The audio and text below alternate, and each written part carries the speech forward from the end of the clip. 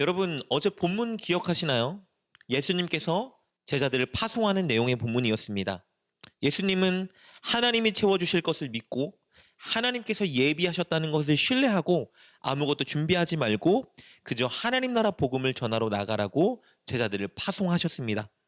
그리고 그들이 예수님 말씀에 순종했더니 하나님은 그들의 필요를 채워주셨습니다. 그리고 그들에게 예수님과 같은 능력과 역사가 나타나기 시작했습니다. 이 소식을 전해들은 헤롯은 예수님의 정체가 무엇인지 궁금해했죠. 오늘 본문은 헤롯의 그 궁금증에 제대로 된 답변을 전해주는 내용을 다루고 있습니다. 본문은 우리가 잘 아는 오병이어 사건입니다. 예수님께서 벳세다라는 지역에서 하나님 나라를 전할 때의 일이었습니다. 날이 저물어가고 예수님을 따르려고 모였던 사람들이 빈들에 있던 그때 일어난 사건입니다. 사람들이 예수님을 따라다니며 예수님이 행하시는 기적을 보고 예수님이 전하시는 말씀을 들었는데 어느덧 시간이 많이 흘러 그들이 허기를 느낄 때가 되었습니다. 허기를 느끼고 있던 사람은 수십 명이 아니라 남자 장정의 수만 5천 명 가량이었습니다. 이에 예수님은 당신을 따르느라 먹을 것도 준비하지 못했던 그 사람들, 그래서 허기를 느끼고 있던 그 사람들을 먹이기로 계획하십니다. 그래서 예수님은 모여든 5천 명 이상의 사람들을 50명씩 무리를 지어 앉게 하십니다. 마치 식당에서 나올 음식을 기다리는 손님처럼 50명씩 무리를 지어 앉아 음식을 기다리게 하신 거예요. 우리 14절 말씀 볼까요? 이는 남자가 한 5천 명 되밀어라. 제자들에게 이르시되 때를 지어 한 50명씩 앉히라 하시니. 그리고 아이 한 명이 가지고 있던 떡 5덩이와 물고기 2마리를 가지고 기적을 베푸십니다. 그 적은 양식으로 기적을 베푸셔서 모여있던 모든 사람들이 배불리 먹도록 나눠주십니다. 16절 17절입니다. 예수께서 떡 5개와 물고기 2마리를 가지사 하늘을 우러러 축사하시고 떼어 제자들에게 주어 무리에게 나누어 주게 하시니 먹고 다 배불렀더라. 그 남은 조각을 12바구니에 거두니라. 얼마나 많은 양을 만들어내셨는지 모여있던 모든 사람들이 다 배불리 먹고도 남은 양을 모았더니 12바구니에 가득 찼습니다. 이 사건은 단순히 예수님께서 음식을 먹인 사건이 아닙니다. 중요한 2가지의 의의를 가진 사건입니다. 첫 번째, 예수님은 이 사건을 통해서 당신이 누군지 가르쳐주고 계십니다. 바로 예수님은 메시아 하나님이라는 것을 그들에게 가르쳐주고 계신 겁니다.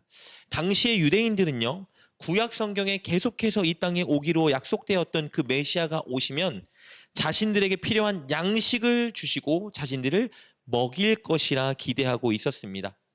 하나님께서 출애굽한 이스라엘 백성들을 광야에서 만나로 먹이셨던 것처럼 이 땅에 올 메시아는 자신들을 광야에서 먹이실 분이라 기대하고 있었던 거예요.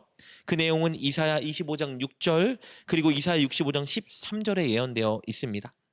그런데 예수님께서 예수님을 따라다니던 자들을 광야 같은 빈들에서 지금 먹이고 계신 겁니다. 이 사건을 통해서 예수님은 말씀해주고 계신 거예요.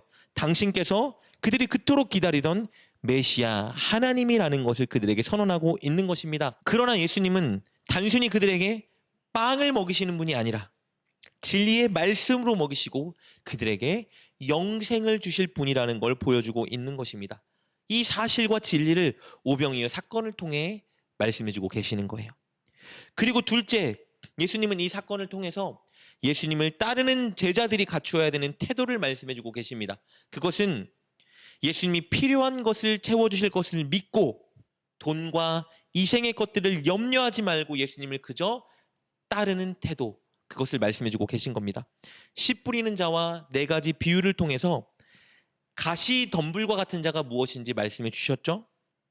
이생의 염려, 재물로 인해 걱정하느라 예수님 말씀에 순종하기를 그치는 그런 가시 덤불 같은 자가 아니라 좋은 땅으로 비유된 자들처럼 예수님 채우실 것을 믿고 그저 예수님 말씀에 순종하여 열매를 맺으라 교훈해주고 계시는 겁니다.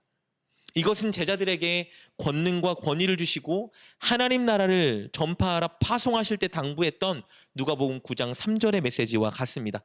아무것도 가져가지 말고 하나님이 채워주시고 예비하신 것을 믿고 그저 속히 가서 사람들을 치유해주고 하나님 나라를 선포하라 명령하셨었죠. 그리고 그들은 그렇게 순종하여 하나님이 진짜 채우시고 그들을 먹이시고 입히시고 하나님께서 많은 것을 예비하신 것을 경험하게 하셨습니다. 그렇게 예수님은 오병이어의 사건을 통해서 다시 한번 제자들이 붙잡아야 하는 그 태도와 자세를 가르쳐주고 계신 겁니다.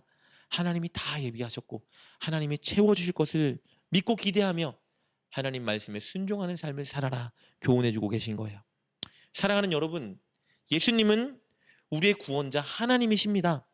우리의 필요와 염려가 무엇인지 아시고 우리의 필요를 마땅히 채워주시는 분이에요. 무엇보다 우리에게 가장 필요한 영생을 이미 주신 분이십니다. 우리가 그 사실을 믿는다면 우리가 해야 되는 일은 무엇일까요?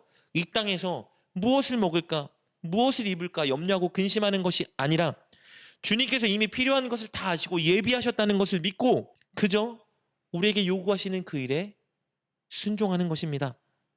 우리 주변을 섬김으로, 사랑으로, 그리고 우리에게 주신 말씀에 순종함으로 하나님 나라를 전파하는 것, 그것이 우리가 해야 되는 일입니다.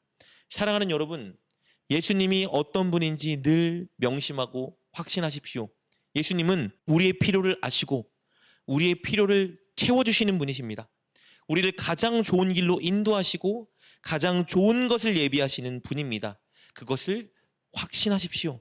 무엇보다 우리에게 이미 영생을 주셨고 우리를 천국으로 인도할 분이십니다. 그리고 그것을 확신하고 믿으신다면 좋은 땅과 같은 자의 모습으로 늘 예수님 말씀에 순종하기 위해 노력하는 우리가 되어야 합니다. 필요를 염려하지 말고 돈 문제로 근심하지 말고 그저 채울 걸 믿고 주변을 사랑과 섬김으로 그리고 복음을 전함으로 하나님 나라를 확장하는 그리스도인의 삶을 살아야 합니다. 꼭 그렇게 좋은 땅의 모습으로 예수님의 채워주실 것을 믿음으로 그저 말씀에 순종하는 저와 여러분 되시길 주님의 이름으로 축복합니다. 기도하겠습니다. 예수님, 당신은 우리의 구원자시며 우리의 공급자 하나님이십니다. 우리를 위해 가장 좋은 것을 예비하셨고 천국으로 인도하시는 하나님이십니다. 우리가 그것을 믿고 무엇을 먹을까 무엇을 입을까 염려하지 않게 하여 주옵소서. 우리의 필요를 아시고 채우실 주님은 신뢰하며 그저 말씀에 순종하는 자가 되게 하여 주옵소서. 복음을 전하며 하나님 나라를 확장하는 도구로 살게 하여 주옵소서. 예수님의 이름으로 기도드립니다. 아멘. 오늘 말씀을 통해 깨닫고 결단한 것은 무엇입니까? 그것을 붙들고 하나님께 기도합시다. 그리고 그렇게 실천하며 하루를 살아가는 여러분 되시길 주님의 이름으로 축복합니다.